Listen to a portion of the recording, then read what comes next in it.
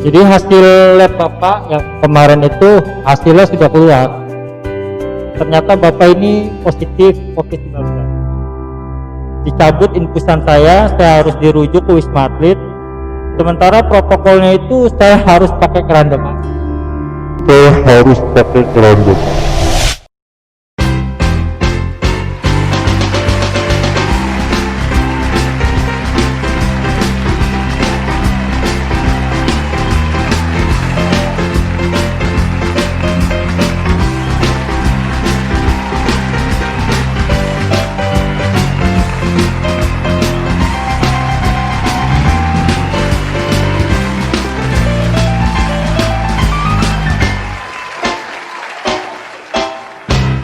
Assalamualaikum warahmatullahi wabarakatuh.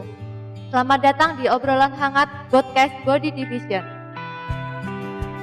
Perkenalkan, nama saya Laksmi Indrawati dari Body 2. Tema kali ini adalah Healthy Sharing. Kali ini kita kedatangan narasumber yang spesial, yaitu Bapak Afendi dari Body 1. Selamat pagi Pak. Selamat pagi Mbak. Apa kabar? Alhamdulillah baik Mbak. Boleh diceritakan histori sakit awal Bapak sampai terkena positif COVID-19? Jadi sebelumnya saya ingin bercerita sedikit Pak terkait COVID-19 yang menyebabkan saya terinfeksi COVID tersebut. Jadi awalnya tuh saya sebenarnya punya riwayat penyakit, yaitu penyakit diabetes. Badan saya itu ada reaksi yang tidak biasanya, terlihat lemas, terus paru-paru saya itu seolah-olah itu menyempit. Penciuman saya bahkan pada saat saya makan itu seolah-olah tidak ada rasanya Mbak. Nah saya pikir ini gejala penyakit bawaan saya. Saya tunggu sehari, 2 hari, bahkan sampai 3 hari itu saya merasakan di diri saya ini tidak ada perubahan. Puncaknya itu pada saat hari Sabtu tuh kalau nggak salah tanggal 29, itu badan saya benar-benar drop. Setelah saya ke rumah sakit, masuk IGD, dicek sama perawat dan dokter. Pada saat itu saya di swab Pak, di swab, lalu saya dinyatakan positif itu 2 hari setelah saya dimasuk ruang perawatan. Mungkin itu Mbak, historinya kenapa saya kena COVID itu. Saya nggak menyangka kalau COVID itu menyerang diri saya. Padahal saya udah mewanti-wanti gejala-gejala untuk COVID-19 itu. Saya udah cuci tangan, pakai masker, jaga jarak. Tapi kenyataannya saya juga terinfeksi lah ya bahasa COVID-19 itu. Bapak dirawat di rumah sakit atau isolasi mandiri? Itu saya dirawat di awalnya. Jadi selama 2 hari. Saya tepatnya masuk tuh malam minggu jam setengah 11 malam. Terus saya masuk ke GD, di swab tes, hasilnya belum keluar, saya dibawa ke ruang perawatan. Selama 2 hari itu saya dirawat normal. Jadi awalnya itu diagnosa saya itu diabetes. Pada saat dicek sama dokter itu gula darah saya itu 1/500. Makanya saya dirawat. Setelah itu saya juga di swab. Di ruang rawat itu selama 2 hari saya nunggu hasil Mbak. Tepatnya pada malam Selasa jam 9 malam hasil tes tersebut keluar Mbak. Lewat mikrofon, suster-suster udah nggak ada yang datang ke kamar saya itu. Oleh saya curiga, ini ada apa ini? Sedangkan pesan saya itu sudah habis. Tapi kok perawat belum ada yang datang? Padahal sebelumnya perawat tuh intens. Lalu perawat yang dari mikrofon tersebut bilang, Pak Afendi, bisa menghubungi keluarganya? Saya bilang, ada apa Bu Dokter, lewat mikrofon ya Mbak ya? Bisa dihubungin? Bisa, saya bilang. Ada di sini? Ada. Saya penasaran tuh, timbul rasa penasaran saya. Saya tanya lagi, ada apa Bu? Ntar saya hubungi keluarga saya. Gini Pak, jadi hasil lab Bapak yang kemarin itu hasilnya sudah keluar. Heeh. Nah, hasilnya ternyata Bapak ini positif COVID-19. Nah, saat itu jujur saya shock gitu. Karena saya merasakan kondisi badan saya itu emang pada saat itu drop.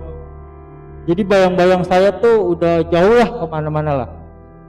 Jadi berpikir masalah sakitnya, keluarga saya dan yang ya udah mungkin awalnya tuh saya nggak nyangka ternyata yang dulu saya mungkin nggak mungkin lah gua kena COVID, ternyata akhirnya saya kena juga. Nah, Bapak waktu dapat hasilnya itu kan terlihat shock ya Pak. Kalau keluarga bagaimana Pak? Apa yang dirasakan dengan keluarga Bapak? Ya. Jadi keluarga tuh sebenarnya saya sempat tahan dulu ya Mbak ya, beberapa menit saya pikir dulu istri saya seperti apa, orang tua saya bagaimana nanti. Nah kurang lebih 10 menit saya baca bismillah ya. Ya udah akhirnya saya kabarin keluarga saya bahwa saya positif COVID-19. Nah, saat itu juga saya bilang ke istri dan keluarga saya, udah tenang, santai, jangan panik. Saya udah ditanganin dokter, saya udah di rumah sakit. Intinya doakan saya saja di sini biar saya baik-baik aja. Pokoknya di rumah kita tetap pakai protokol. Jadi nanti anak-anak tolong dilihat lagi kira-kira ada gejala-gejala apa, takutnya saya menularkan ke anak-anak.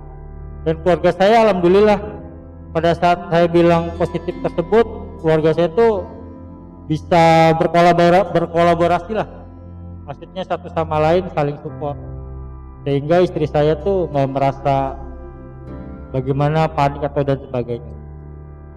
Nah setelah hasil swab itu keluar, bagaimana dampak keluarga Pak Effendi? Keluarga saya itu diisolasi Mbak, jadi saya protokol dulu, saya konfirmasi ke Pak RT ya, lalu ke Pak RW, takut protokol itu saya informasi dulu ke masyarakat, jadi biar dia menyebarkan ke masyarakat. Jadi istri saya ini di swab Mbak, setelah saya dinyatakan positif, besoknya istri sama anak saya di swab. Kebetulan anak saya 3 Mbak, jadi itu usianya masih kecil-kecil, yang paling tua itu 6 tahun dan yang paling kecil itu 8 bulan. Itu mereka berempat di swab Mbak, yang 8 bulan pun di swab. Nah, karena itu protokol dari daerah setempat ya, jadi di swab mereka semua. Dan itu satu perumahan di daerah saya itu Mbak, itu saya jadi familiar. Bahkan orang awam ya, orang yang taunya COVID-19 ini seperti virus ataupun penyakit yang membawa kematian segala macam tuh, itu ada bermacam-macam penilaian dari masyarakat di daerah saya itu ada. Itu bahkan istri saya itu seolah-olah tuh bahasanya itu dikucilkan lah, dalam artian jangan deket-deket dia gitu loh Mbak. Sedangkan anak saya itu dua-duanya tuh sampai nggak sekolah. Jadi saya ngambil keputusan mulai besok anak saya yang pertama tuh kelas 1 SD gak usah sekolah, daripada nanti sekolah ketahuan ayahnya kena COVID, nanti malah kita diomelin sama gurunya. Dan yang kedua juga bahkan nggak sekolah juga di Bimba itu. Bahkan anak saya yang kecil pun nggak ada yang gendong Mbak. Jadi warga awalnya tetangga saya itu semua jaga jarak lah semuanya lah. Mereka juga nyari aman lah. Nah udah berempatan aja di dalam rumah. Awalnya sih bingung ini gimana ini suplai makanannya segala macam. Intinya dia itu nggak boleh keluar lah. Nah saya koordinasi selama saya di Wisma sama Pak RT sama Pak RW, tolong dipantau keluarga saya. Jadi saat itu juga segala sesuatu yang berhubungan dengan keluarga saya, terutama untuk makannya, minumnya atau konsumsi keluarga saya itu di backup. Jadi banyak masyarakat juga yang care terhadap keluarga saya. Jadi ya ada yang care, ada yang malah yang menjadi gosip-gosip hangat lah istilahnya lah. Ya intinya itulah. Jadi status sosial di masyarakatnya ini yang saya masih belum nyaman, terutama buat teman-teman semua ya yang terdampak COVID-19 ya yang terkonfirmasi. Pokoknya tetap semangat, keluarga kasih semangat. Mungkin keluarga yang paling merasakan gitu loh Mbak, dampak dari kita yang terinfeksi. Mungkin omongan segala macam. Ya intinya tetap semangat, semua ini akan berlalu. Seperti saya ini, alhamdulillah setelah saya pulang saya menunjukkan ke masyarakat kalau COVID itu tidak mematikan, tidak membahayakan. COVID itu ada, COVID itu jelas ada. Tapi teman-teman semua masyarakat saya himbau jangan takut, jangan sampai ketakutan. Nah, takut boleh tapi jangan sampai ketakutan. Selama kita masih menjaga protokol, insya Allah semua baik-baik.